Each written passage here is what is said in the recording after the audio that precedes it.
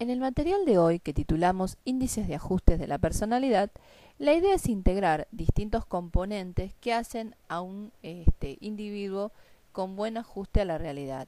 Esto implica, digamos, que se maneja en los carriles de adaptación esperables, en donde pueda manejarse adecuadamente sus relaciones interpersonales y las situaciones que deba resolver en su vida. Estos índices de ajuste o adaptación, es un término que se usa muchísimo en los cuestionarios de personalidad. Por ejemplo, en el MIPS hay una fórmula de ajustes que está integrada por una cantidad de escalas, dentro de las escalas obviamente que componen dicho test, que es un test de personalidad muy interesante, ya que trabaja con personalidades dentro de lo normal. La idea no es en ese test, por ejemplo en el MIPS, evaluar psicopatología, sino formas de comportamiento, estilos cognitivos, características más dominantes o nucleares de la personalidad. Y el otro que también menciona el concepto de ajuste es el CPS o cuestionario de personalidad situacional, que también evalúa la personalidad en situación, evalúa empatía, autoeficacia, autoconcepto, independencia, bueno, muchas variables.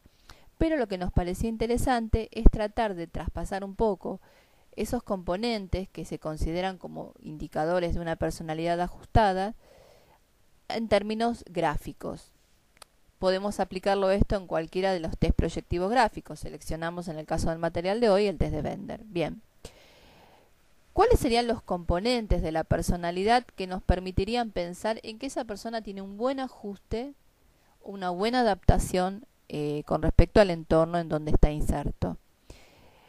Ese índice de ajuste está conformado por la presencia de estabilidad emocional, el buen control, la buena regulación y la buena canalización de los estados emocionales, tanto internos o como los que la realidad genera por resonancia en el sujeto, es un indicador importante. Un exceso de emotividad hace que la percepción de la realidad no sea muy objetiva y que se maneje más bien por impulsos.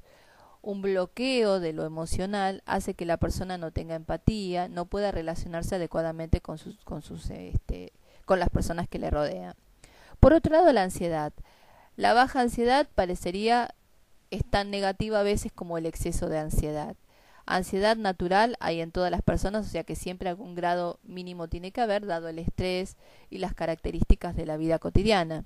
Pero cuando la ansiedad es excesiva, el sujeto se puede volver temeroso, inseguro, irritable y no resolver y tomar decisiones adecuadas. Después otro elemento es el autoconcepto, o sea, la buena valoración de sí mismo. No es algo simple y lineal, ya que el autoconcepto está determinado por por otros componentes, como son el estatus intelectual, el concepto de la persona si se siente inteligente en la forma en que resuelve las cosas, la autoimagen corporal, o sea, la conformidad con el propio cuerpo, el propio género, la popularidad, o sea, el grado de sociabilidad y el lugar que la persona siente que ocupa en el ambiente que le rodea, el bienestar psicológico en cuanto al grado de autorrealización que la persona experimenta respecto a su vida, y bueno, también la ansiedad, que también la vimos como un indicador general.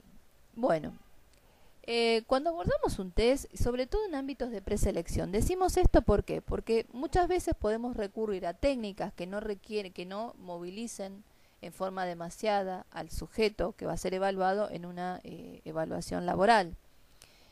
Si bien esto no lo podemos evitar, porque toda situación de evaluación siempre genera un grado de ansiedad persecutoria, por supuesto, tenemos que tratar, si la persona no va a ser seleccionada, sobre todo cuando se trata de muchas postulaciones para un mismo puesto, a lo mejor es un puesto a cubrir y a lo mejor hay 50 postulaciones, por lo tanto obviamente no se deberían hacer 50 psicotécnicos para sentirse, digamos, seguros en cuanto a la posibilidad que esa persona se adecue al puesto que estamos buscando. Pero sí podemos recurrir a algún recurso evaluativo que sea bueno para nosotros, para permitirnos, junto con la entrevista y el estudio del currículum, pensar si esa persona se ajustaría bien al trabajo que va a realizar, y a la vez también percibir que no haya presentes indicadores psicopatológicos importantes. Más allá a veces del buen currículum, La salud mental y física es importante para el buen desempeño, ya que ambas después afectan el rendimiento tanto en la calidad de vida laboral que la persona va a establecer con sus compañeros, como con sus superiores y con respecto a la misma empresa. Bueno, seleccionamos entonces el test de Bender. En este protocolo lo que podemos encontrar es lo siguiente. Algo que siempre destacamos es que es bueno hacer una mirada gestáltica o contextualizadora y ver si no hay ninguna patología que resalte dentro de los indicadores que se consideran patológicos en cada test específicamente. En el caso de este protocolo de Bender, como indicador psicopatológico vemos la rotación en la figura 5. No es esperable la rotación. Esta es una rotación, pero es leve, digamos que tampoco es tan grave. Después también alguna dificultad en la figura 8, sobre todo para trazar las angulaciones. Y en la figura 6 no puede realizar el primer tramo de las curvaturas que se disminuyen.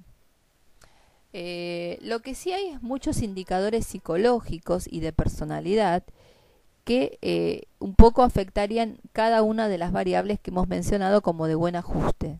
Por ejemplo, las figuras están muy próximas entre sí. Esto es espacios disminuidos o concentrados entre figura y figura.